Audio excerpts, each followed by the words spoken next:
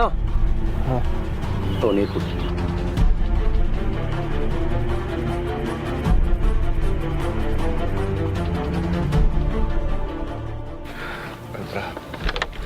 Thanks ಕಣ. ಥ್ಯಾಂಕ್ಸಾ? ಯಾಕಣ್ಣ? ಯಾಕೆಂದರೆ ನಿನ್ನ ಜೀವ ಉಳಿಸ್ತೀಯಲ್ಲ ಅದಕ್ಕೆ.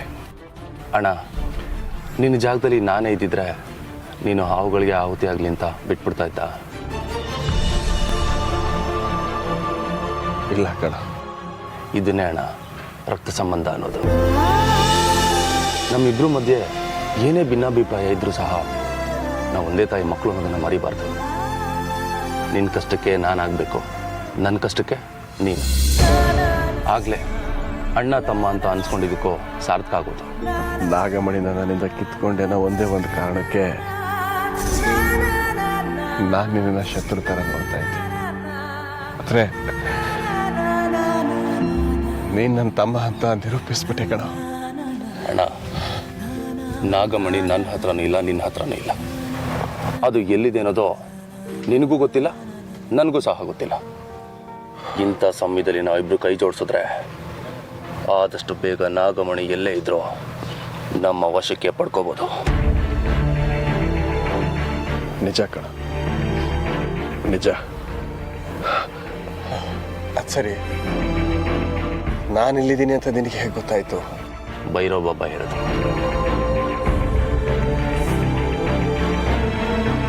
ಬಾಬಾ ಕೊಟ್ಟು ತಾಯ್ತ ನನ್ನನ್ನು ಉಳಿಸ್ತಿಲ್ಲ ಕಣ,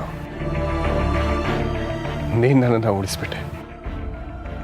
ಅಣ್ಣ, ನಾನು ನಿನ್ನ ಹತ್ರ ಒಂದು ವಿಷಯ ಕೇಳ್ತೀನಿ, ನೀನು ಮುಚ್ಚುಮರೆ ಇಲ್ಲದೆ ಹೇಳಬೇಕು. ರುದ್ರ, ನಿನ್ನ ವಿಷಯದಲ್ಲಿ ಹಿಂದಿನ ವಿಷ್ಣುನೇ ಬೇರೆ, ಈಗಿನ ವಿಷ್ಣುನೇ ಬೇರೆ. ಅದೇನು ಅಂತ ಕೇಳು. ಅಣ್ಣ, ಅದಕ್ಕೆ ಹತ್ರ ಬಿಸ್ನೆಸ್ ವಿಚಾರದಲ್ಲಿ ಮುಂಬೈಗೆ ಹೋಗ್ತೀನಿ ಅಂತ ಹೇಳಿ ಈ ಕಾಡಿಗೆ ಬಂದಿದ್ದೆಲ್ಲ. ಈ ಕಾಡಲ್ಲಿ ಅಂಥದ್ದೇನು ಕೆಲಸ ನಿನಗೆ?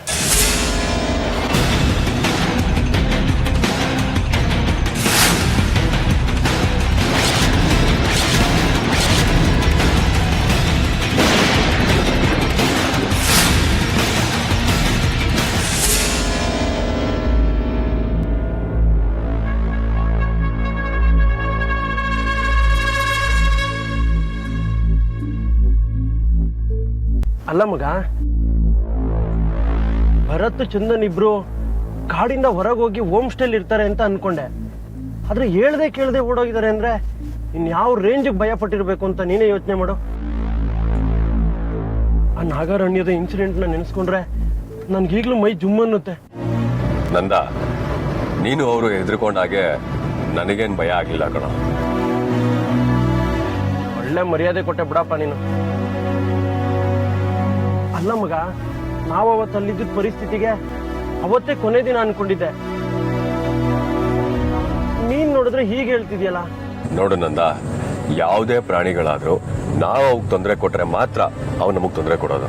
ಕಣಪ್ಪ, ನಾನ್ ಕೋಲ್ ತಗೊಂಡು ಮಲಗಿರೋ ಅವಾಗೆ ಪಟ ಪಟ ಅಂತ ಹೊಡೆದು ಓಡಿಸ್ಕೊಬ ಅಂತ ಹೇಳಿದೆ. ಅಲ್ಲ ಕಣ, ನಾನೇನೋ ಅವ್ರಿಗೆ ತೊಂದರೆ ಕೊಟ್ಟಿದ್ದೆ, ಅವ್ಯಾಕೆ ನಾನು ಓಡಿಸ್ಕೊಂಡ್ ಬರ್ಬೇಕು ಅಂತ. ಇದಕ್ ಮಾತ್ರ ನಿನ್ನ ಹತ್ರ ಉತ್ತರ ಇಲ್ಲ ಅಲ್ವಾ?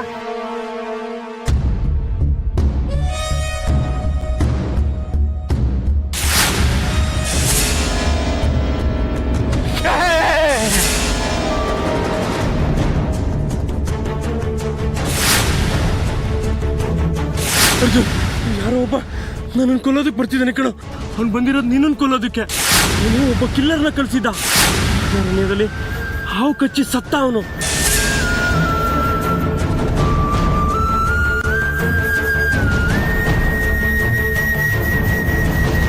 ಏನ್ ಬ್ರೋ, ಫ್ಲಾಶ್ ಬ್ಯಾಕಾ?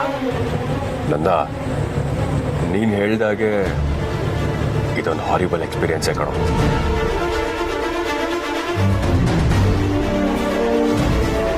ನೋಡು ಅರ್ಜುನ್, ನೀನ್ ಬೇರೆ ಎಲ್ಲಿಗಾದ್ರೂ ಕರಿ, ನಾನು ಬರ್ತೀನಿ. ಆದ್ರೆ ಆ ಕಾಳಿಂಗಪುರ, ಅದರಲ್ಲೂ ಆ ನಾಗಾರಣ್ಯದ ವಿಷಯ ಮಾತ್ರ ಎತ್ತಲೇ ಬೇಡಪ್ಪ. ನಾನು ಯಾವುದೇ ಕಾರಣಕ್ಕೂ ಬರಲ್ಲ. ಸರಿ ಬಿಡೋ.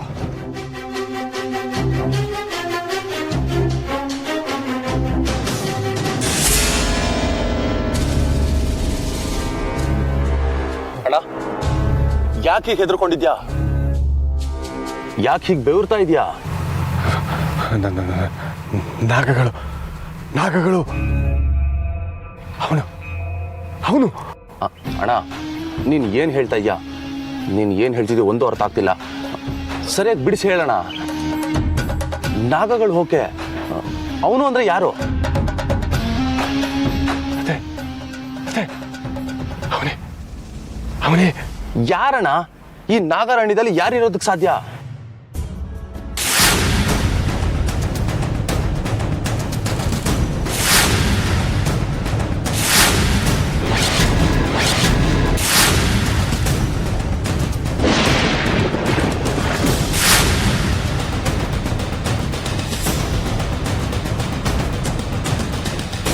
ಅಣ್ಣ ಅಣ್ಣ ಅಣ್ಣ ಅಣ್ಣ ಅಣ್ಣ ಅಣ್ಣ ಮಾತಾಡು ಅಣ್ಣ. ಇದೇನಣ್ಣ?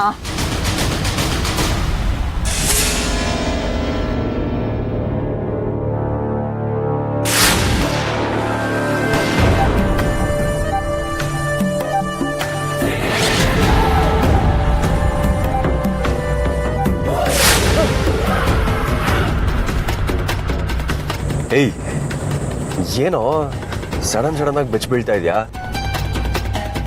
ಏನ್ ನಿನಗಿನ್ನೂ ಆ ನಾಗಗಳ ಭಯ ಹೋಗಿಲ್ವಾ?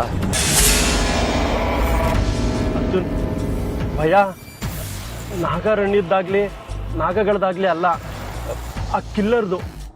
ನಿನಗೇನು ಹೇಳಬೇಕು ಅನ್ನೋದು ನನಗೆ ಗೊತ್ತಾಗ್ತಾ ಇಲ್ಲ ಕಣೋ. ಲೇ, ಆ ಕಿಲ್ಲರ್ ಬಂದಿರೋದು, ನೀನು ಹಿಂದೆ ಬಿದ್ದಿರೋದು ಎಲ್ಲ ಭ್ರಮೆ ಕಣೋ.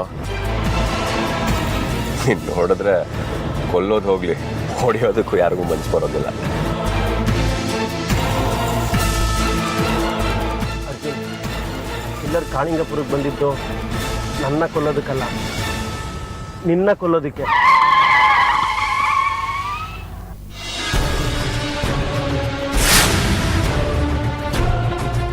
ನಂದ, ಏನ್ ಮಾತಾಡ್ತಾ ಇದೀಯಾ? ತಮಾಷೆ ಮಾಡ್ತಾ ಇದೀಯಾ? ನಾನು ಯಾಕೆ ತಮಾಷೆ ಮಾಡಲಿ ಬ್ರೋ? ಅದು ಇಂಥ ವಿಷಯದಲ್ಲಿ. ನಾನು ಆಗಾಗ ಕಾಮಿಡಿ ಮಾಡ್ತೀನಿ, ಎಲ್ಲರೂ ನಗಿಸ್ತಾ ಇರ್ತೀನಿ, ನಗ್ತಾ ಇರ್ತೀನಿ. ಆದರೆ ನನ್ನ ಜೀವನ ಆಗಲಿ ನಿನ್ನ ಜೀವನ ಆಗಲಿ ಕಾಮಿಡಿ ಅಲ್ಲ ಅನ್ನೋದು ನನಗೆ ಗೊತ್ತಿದೆ ಕಣೋ. ಹಾಗಾದ್ರೆ ಯಾರು ನನ್ನ ಕೊಲ್ಲೋದಕ್ಕೆ ನಿಂತಿರೋದು? ಯಾರು ಅನ್ನೋದು ನನಗೂ ಗೊತ್ತಿಲ್ಲ.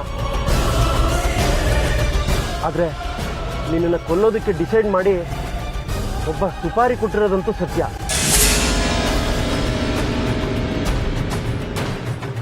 ಆ ಸುಪಾರಿ ಕಿಲ್ಲರು ಕಾಳಿಂಗಪುರಕ್ಕೆ ಬಂದು ನಮ್ಮನ್ನು ಫಾಲೋ ಮಾಡಿ ನಿನ್ನನ್ನು ಕೊಲ್ಲೋದಕ್ಕೆ ಪ್ರಯತ್ನ ಪಟ್ಟಿದ್ದಂತೂ ಕಟು ಸತ್ಯ.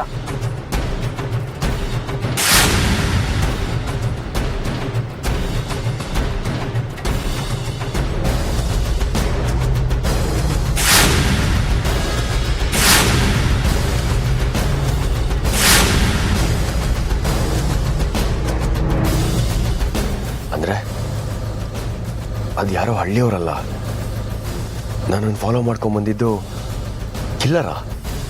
ಹೌದು ಕಣೋ.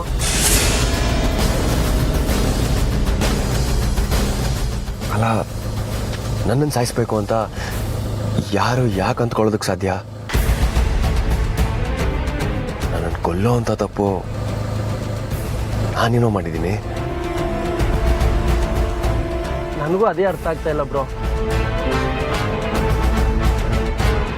ಅವತ್ತು ನಿನ್ನ ಕೊಲ್ಲೋದಕ್ಕೆ ಕಾಂಟ್ರಾಕ್ಟ್ ಕೊಟ್ಟವನೇ ಆ ಕಿಲ್ಲರ್ ಮೊಬೈಲ್ಗೆ ಫೋನ್ ಮಾಡಿದ್ದ. ನಾನು ಫೋನ್ ತಗೊಂಡು ಇನ್ನೊಂದ್ಸಲ ಏನಾದರೂ ಫೋನ್ ಮಾಡಿದ್ರೆ ಪೊಲೀಸ್ಗೆ ಹಿಡ್ಕೊಡ್ತೀನಿ ಅಂತ ಫುಲ್ ಅವಾಜ್ ಆಗ್ತೆ. ಒಂದ್ಸಲ ನನ್ನ ಫಾಲೋ ಮಾಡ್ಕೊಬಂದು ನನಗೆ ಶೂಟ್ ಮಾಡಿ ಸಾಯಿಸೋದಕ್ಕೆ ನೋಡ್ದ. ನಾನು ಹೆಂಗೋ ಬಚಾವಾದ್ನಪ್ಪ. ಬ್ರೋ, ನಿನ್ನ ಕೊಲ್ಲೋದಕ್ಕೆ ಯಾರೋ ಸಂಚು ಮಾಡ್ತಾ ಇರೋದಂತೂ ಸತ್ಯ. ದಯವಿಟ್ಟು ಈ ವಿಷಯನ ನೆಗ್ಲೆಕ್ಟ್ ಮಾಡಬೇಡ ಕಣೋ.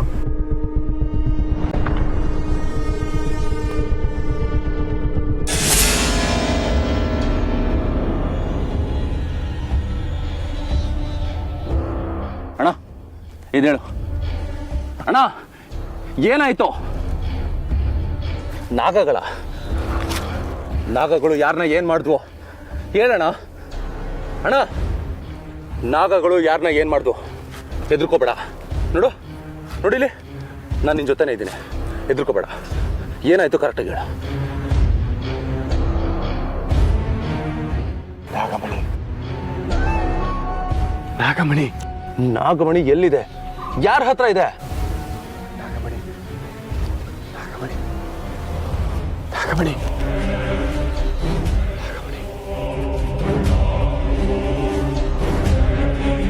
ಈ ಕಾಡಲ್ಲ, ಇಷ್ಟು ದಟ್ಟವಾಗಿರೋ ಕಾಡಲ್ಲಿ ನಾಗಮಣಿನ ಎಲ್ಲಿ ಅಂತ ಹುಡುಕ್ಲಿ?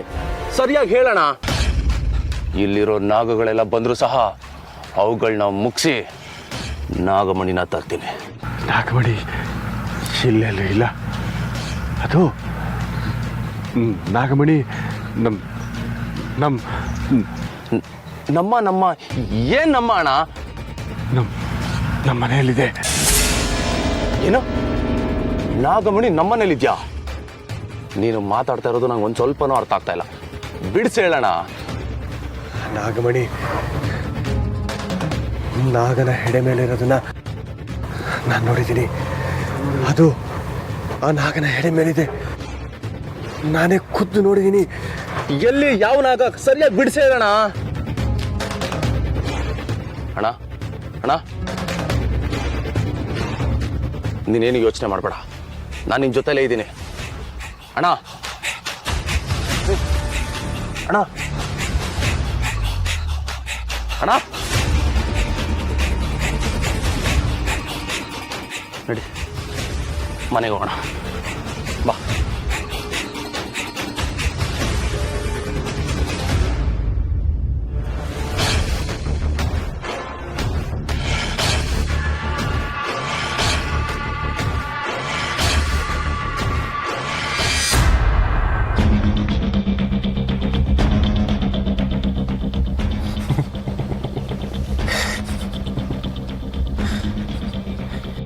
ಅರ್ಜುನ್, ನಾನು ಇಷ್ಟೊಂದು ಸೀರಿಯಸ್ ಆಗಿರೋ ವಿಷಯ ಹೇಳ್ತಿದ್ದೀನಿ, ನೀನು ನಗ್ತಿದ್ಯಲ್ಲ? ಏಯ್, ನೀನು ಹೇಳಿದ ನಾನು ನಂಬೇಕಾ? ನಡಿಯೋ.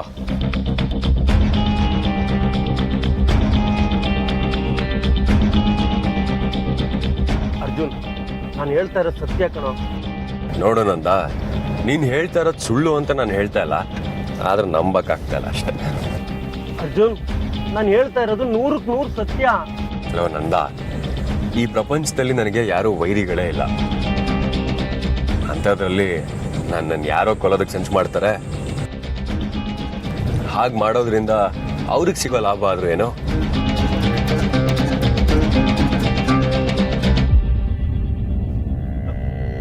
ನಿನ್ನ ಹೇಗೆ ನಂಬಿಸ್ಲಿ ಅಂತಾನೆ ನನಗೆ ಗೊತ್ತಾಗ್ತಾ ಇಲ್ಲ ಕಣೋ.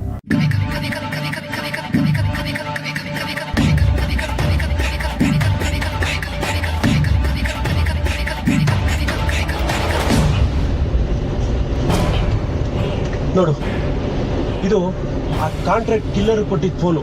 ಇದರಲ್ಲಿ ಆ ಕಿಲ್ಲರ್ ನಂಬರ್ V ಅಂತ ಸೇವ್ ಆಗಿದೆ. ಬೇಕಾದ್ರೆ ನೀನೇ ನೋಡು. ಇದೊಂದೇ ನನ್ನ ಹತ್ರ ಸ್ಟ್ರಾಂಗ್ ಎವಿಡೆನ್ಸ್ ಅಂತ ಇರೋದು.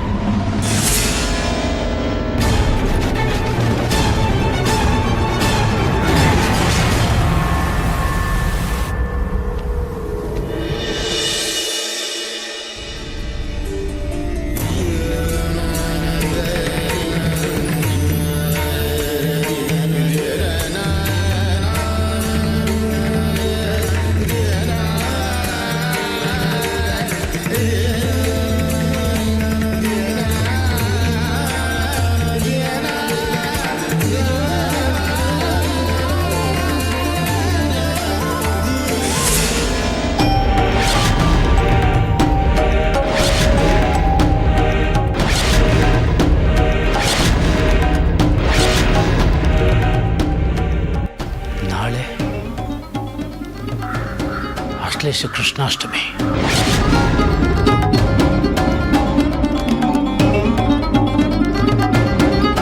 ಆಶ್ಲೇಷ ಕೃಷ್ಣಾಷ್ಟಮಿ ಅನ್ನುವಂಥದ್ದು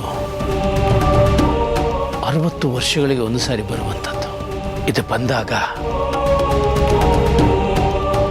ಈ ಇಚ್ಛಾ ನಾಗಗಳ ಶಕ್ತಿ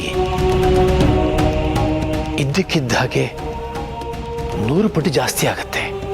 ಆಗ ಅವು ತಮ್ಮ ಮೂಲ ಗುಣಕ್ಕೊಳಗಾಗಿ ತಮ್ಮ ಶತ್ರುಗಳ ಮೇಲೆ, ಆ ಶತ್ರುಗಳಿಗೆ ಸಂಬಂಧಪಟ್ಟವರ ಮೇಲೆ ಪ್ರಹಾರ ಮಾಡೋದಕ್ಕೆ ಶುರು ಮಾಡ್ತವೆ. ಅಂದ್ರೆ ಅಮೃತ ನಾಳೆ ತನ್ನ ಮನೆಯವ್ರ ಮೇಲೆ ಪ್ರಹಾರ ಮಾಡ್ತಾಳೆ. ಅವಳು ಹಾಗೆ ಮಾಡಬಾರ್ದು.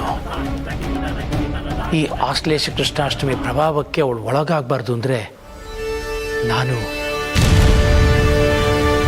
ನಾಗಕ್ಷೀಣ ಮಂತ್ರ ಪ್ರಯೋಗದ ಜೊತೆಗೆ ನಾಗಮರ್ದನ ಮಂಡಲದ ಪೂಜೆಯನ್ನು ಮಾಡಲೇಬೇಕು. ಹೌದು,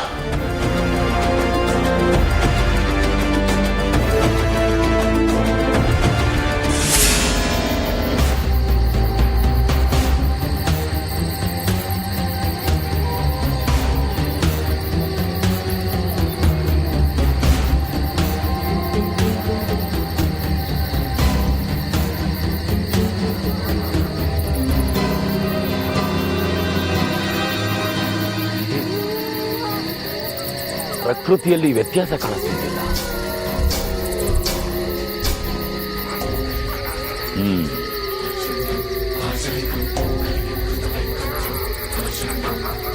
ಜೈ ಮಹಾಕಾಲ.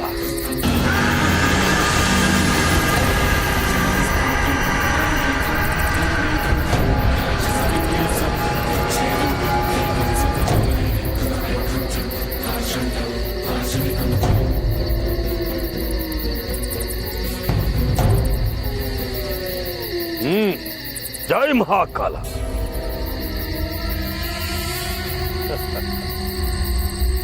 ಇವತ್ತು ಆಶ್ಲೇಷ ಕೃಷ್ಣಾಷ್ಟಮಿ. ಅದಕ್ಕೆ ಪ್ರಕೃತಿಯಲ್ಲಿ ವ್ಯತ್ಯಾಸ ಕಾಣುತ್ತೆ. ಈ ಅಷ್ಟಮಿಯಲ್ಲಿ ನಾಗಿಣಿಯ ಮನಸ್ಸು ಅವಳ ಹಿಡಿತದಲ್ಲಿ ಇರೋದಿಲ್ಲ, ವ್ಯಾಘ್ರವಾಗಿರುತ್ತೆ. ಈ ಸಮಯದಲ್ಲಿ ಅವಳು ವಿಷ್ಣುವಿನ ಮನೆಯವರ ಮೇಲೆ ಪ್ರಹಾರ ಮಾಡಿದ್ರೂ ಮಾಡಬಹುದು. ನಾಗಿಣಿಯ ಚಲನವನ್ನ ತಿಳಿಬೇಕಲ್ಲ. ಅದಕ್ಕಿರುವುದು ಒಂದೇ ಒಂದು ದಾರಿ,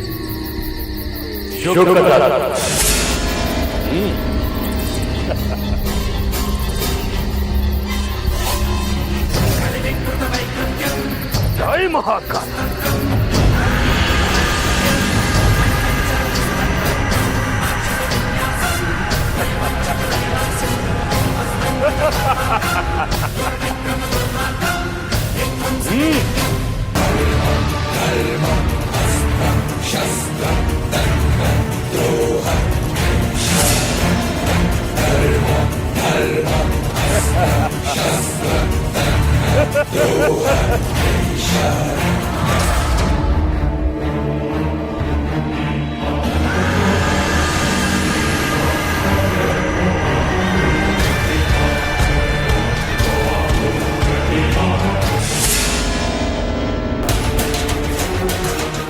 ಅಪ್ಪ ಅಮ್ಮ, ನಿಮ್ಮನ್ನ ಯಾರ ಆಹುತಿ ತಗೊಂಡ್ರೋ ಅವರ ಇಡೀ ಕುಟುಂಬನ ಇವತ್ತು ನಾನು ಆಹುತಿ ತಗೋತೀನಿ.